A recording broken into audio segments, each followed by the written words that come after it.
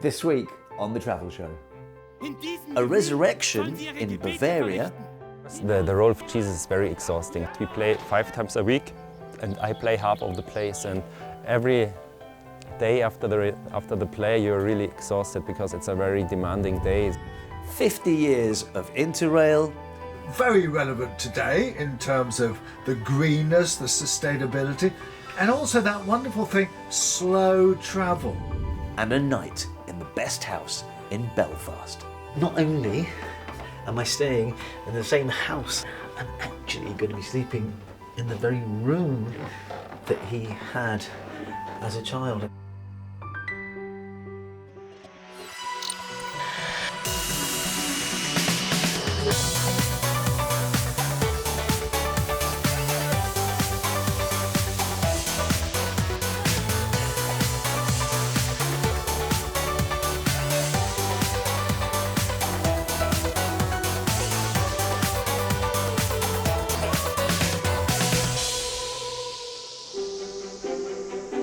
This week, I'm in Northern Ireland's capital city, Belfast. Recently the subject of a big feature film about the childhood of the actor-director Kenneth Branagh.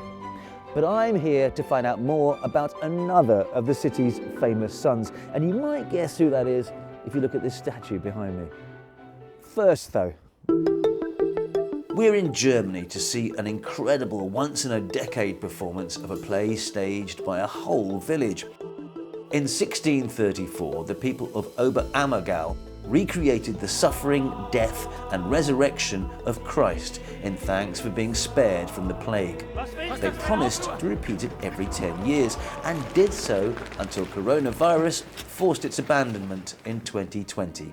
Well, it's back, and we went to Bavaria to see it on its opening weekend. Everyone in the village comes together. The youngest will be on stage and the oldest is 96 years old. And everyone comes to the theater, you get to know each other. The children grow into this tradition. It's a tradition we have for almost 400 years, and that is something very special because it brings people together. If you be born here or if you stay since 20 years, you have the right to be a member of the play. I have to take all. And this is a good thing because we have really from all different groups in the village, all people are together.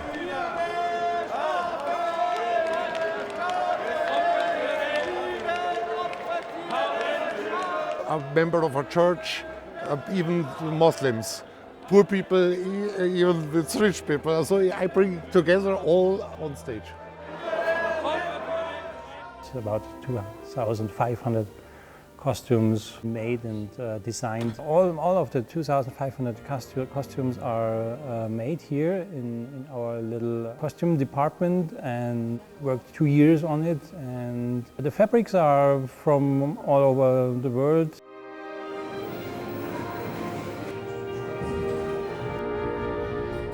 We have lots of images to show from the Old Testament, and so there's a lot of transformation backstage we have to build.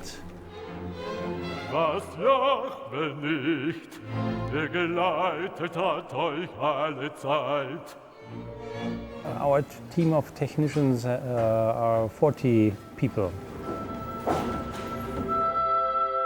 The Passion Play are very important for Oberammergau. We have about 5,500 people living here, and about 1,300 people are playing with, working here, and make everything around the theater. We play 110 days, and we have about 500,000 people visiting Oberammergau in this time. I sing in the choir 40 days from this 110 days. It's hard for me as mayor because I have to work really much. My name is Ursula Burkhardt. I'm playing the part of Claudia, the wife of Pilatus. But I was 3 times Mary, once Mary Magdalene. This is my home. I grew up with the Passion Play, and it's important. It's a social meeting. It's important to be part of this. Sie werden Gott schauen. You are very early affected to this. I mean, which child has the possibility to be part of this here and a huge stage? Of course, the role of Jesus is very exhausting. So we have over 100 plays. We play 5 times a week, and I play half of the plays. And every day after the play, you're really exhausted because it's a very demanding day. So it's like a 5.5 hours play, and you're 20 minutes on the cross, and you have a lot of text in the first part of the play. In the second part, it's more physically, and it's very tough. Das Kreuz steht fest. Es ist vollbracht. My first remembrance to the Passion Play is when I was 2 years old. My father was a Roman soldier at this time, and he was riding on a horse. And I was with my grandfather out in the Passion Play Theater. And in 2000 I was the Apostle Judas. 2010 I was Caiaphas. And this time I'm Pontius Pilate. Jesus von Nazareth, du König der Juden, bete zu deinem Gott. Of course, for such a small village, it's a big effort to put such a big play on the stage. And everybody is working together, and it's a very special experience for everybody who takes part in the play. You could not do this every year, but every 10 years it's okay. I work in the hotel, so the advantage is if people are in the theater, nobody's in the hotel, so I can go on stage. I really like about the play because it's not something old. It's important in our world today. The message of Jesus is universal. Wen sucht ihr? Jesus von Nazareth. To be good to the others, to help those who are outside of the community, or talks about poverty, he talks about diseases, he talks about war. It points to the problems we have today. I don't know if the role has changed me. I always try to be nice to others, but I don't know if I'm a better person, but I try.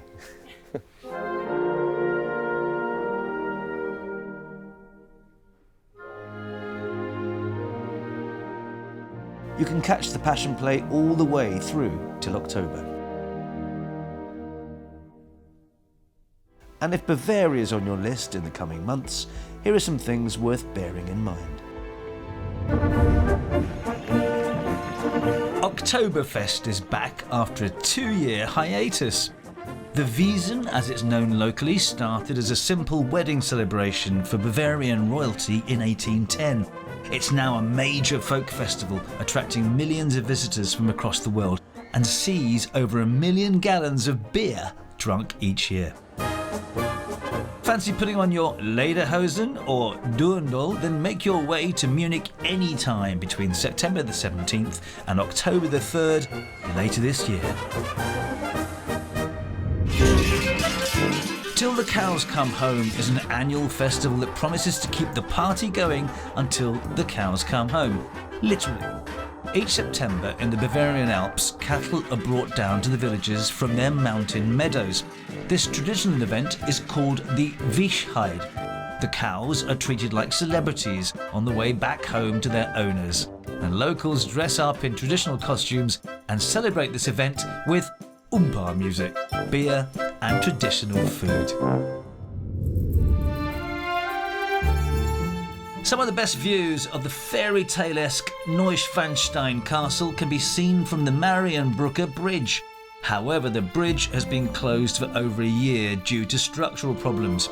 But good news is on the horizon, as this month renovation work began and tourists can expect to check out the views again from this summer.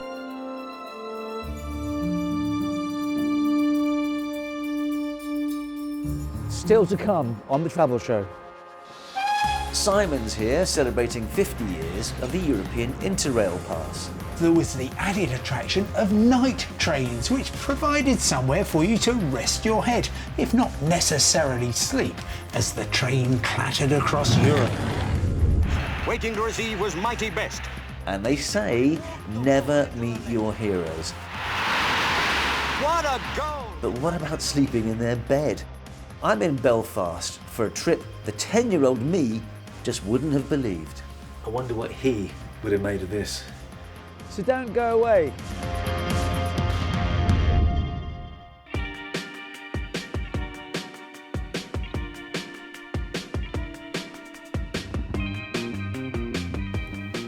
From the Arctic to the Mediterranean, from the far west of Ireland to the far east of Turkey, for half a century, Interrail has unlocked Europe for millions of rail travellers.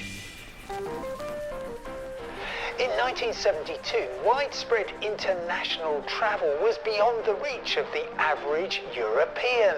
The budget airlines were decades away. Then, the International Union of Railways decided to celebrate its 50th anniversary by coming up with a special travel ticket for under 21s. Pay £32 and you could wander almost anywhere you wanted on the railways of Europe for a month. Interrail proved an instant success, opening up the countryside, the cities, the coasts of a great continent for barely more than a return airfare between London and Paris. For low-budget travellers, there was the added attraction of night trains, which provided somewhere for you to rest your head, if not necessarily sleep, as the train clattered across Europe. Perhaps because of spending endless days and nights on trains, not every interrailer was renowned for their impeccable personal hygiene. In 1972, when Interrail began, steam trains weren't museum pieces as they are here at the Bluebell Railway in Sussex. They were actually running scheduled services in parts of Eastern Europe and even France.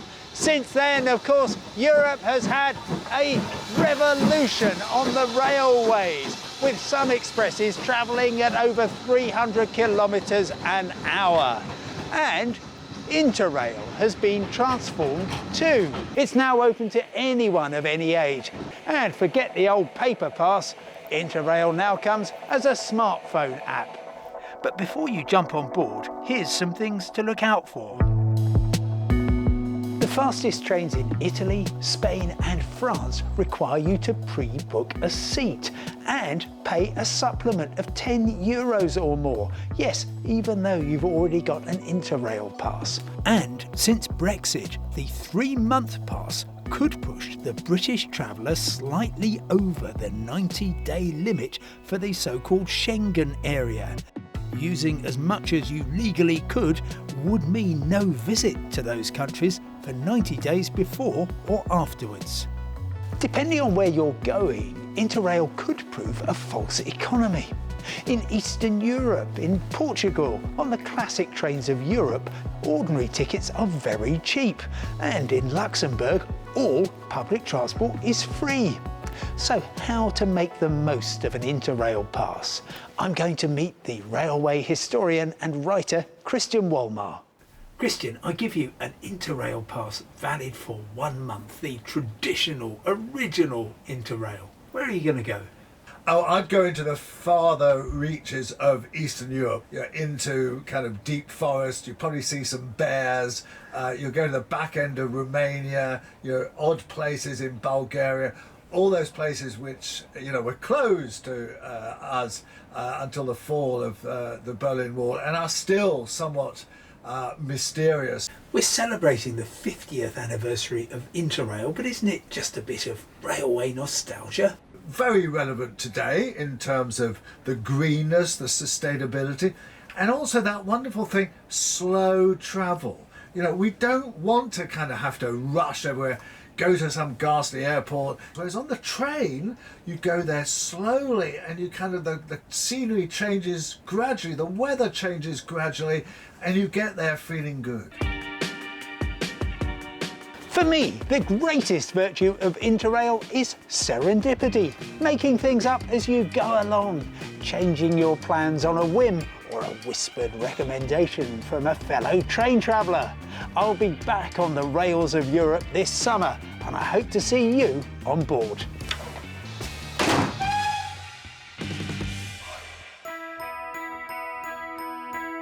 To end this week, I'm in Belfast, the capital of Northern Ireland, on a pilgrimage to visit the childhood home of a bit of a hero of mine.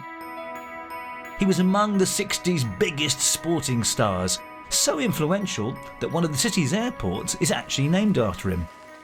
It's wet and it's gloomy, but this is where one of the world's greatest ever footballers, George Best, honed his skills.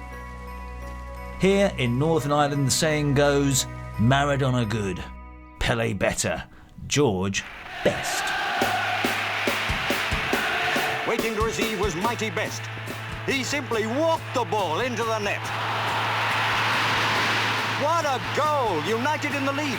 He was a key part of the iconic Manchester United team that in 1968 became the first English side to win the European Cup. To Becker, president of the European Union of Football Associations, handed it over.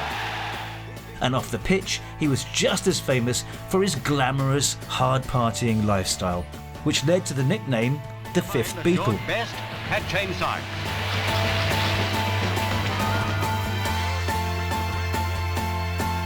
And it all began here, in Belfast's Craigie estate, where fans now have the chance to stay at his childhood home.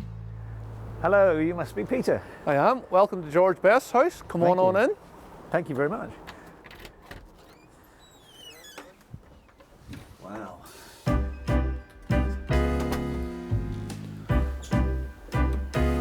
So this is the main room. The Bests would have lived in this house from 1948. So we've recently put the house back to as it would have been in 1961 when George first went over to Manchester as a 15-year-old in search of fame and fortune. So that's his mother? Yes, this photograph then shows George with his mother, Annie, and this photograph was taken on his parents' 25th silver wedding anniversary. So they've been stood in this very room. I mean, this is a 20th century legend, icon, and he would have been here, and that picture is there. Wow. How easy was it to source this kind of furniture? It just came from a number of sources, local charity shops, antique dealers, etc. The Bests were the only family to live in this house. George's mother, Anne, died in 1978, but his father, Dickie, lived here for 60 years until his death in 2008. So this is the kitchen? This is the kitchen, yes. Again, done as it would have been in 1961. It's very much retrified. So we have the Belfast sink here, and even the modern units like the fridge freezer have got a retro feel about them. Wow. This isn't from 1961 though, is it? No, you can eat those and be safe, yeah. The house was bought by a local non-profit group called East Side Partnership, and in its new retro-furnished state is now available as a holiday rental. So all the proceeds that we get from the use of this house are used to support other community projects in East Belfast. Tourists have come here, and tell me what their reaction has been like. Oh, the reaction has been fantastic. A lot of Manchester United fans would stay here, but also just local people who just want the opportunity to see the house and stay in the house as well. So Peter's gone, and here I am. This retro stuff is incredible. I mean, this was a guy who I pretty well worshipped as a child. So to be in his house, the shrine really, it's throwing me, to be honest with you. This year, the partnership has introduced an audio tour featuring memories from George's sister, Barbara. When Mum and Dad first moved in, it was much smaller, as there was a partition. But Peter has gone one better for my stay and organised a visit from Barbara herself. There's a picture there. Together with George's childhood friend Robin. That's me. Yeah. Yeah. And there is you-know-who. What do you think, Barbara, of the idea that people can come here and stay the night? It was a hard decision because people still were George Best's house, his dad's house. But for me, it's for the fans. Mm. And the comments that we get and the feedback's really amazing. So In its later years, George suffered a very public battle with alcoholism. But up until his death in 2005, this house was always a refuge. 16 Burren Way here in the Craigie Estate was where he was brought up, and this was where he felt safe. We tried to protect him, and George knew that when he came here, he wasn't open to the media scrutiny that he would be across the water. Isn't that right, Barbara? He felt safe. Yeah. Yes.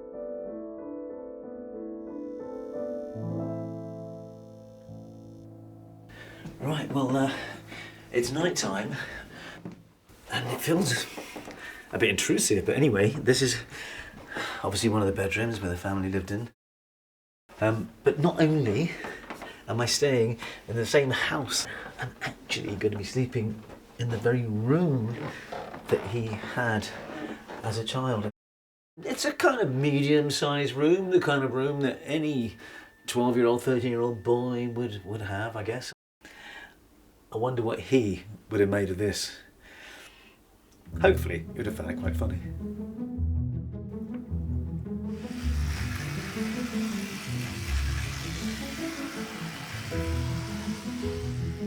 Right, it's time for me to get some sleep.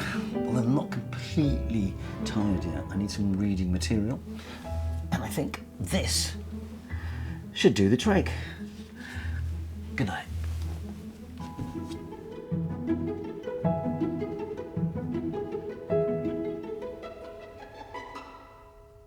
Well, I've got to be honest, that was a peculiar experience. And waking up this morning was like being in a time warp. Very strange. But looking ahead, it looks like we've got another great programme coming up next week. As Queen Elizabeth celebrates 70 years on the throne, I'm at Scotland's Balmoral Castle. In 1853, Queen Victoria laid the foundation stone, and this is when they started the build of the Balmoral Castle that we have today. I think someone described it as a piece of Bavaria plunked into the middle of the Scottish forest land. Exactly. So do please try and join us for that. And don't forget, you can follow our travel show's social media accounts on Facebook and Twitter and catch up with past episodes on the iPlayer. Right now, I'm tempted to see if any of that bestie magic has worn off of me and have a little kickabout in the garden. But until next week, from me and everyone else here in Belfast, it's goodbye.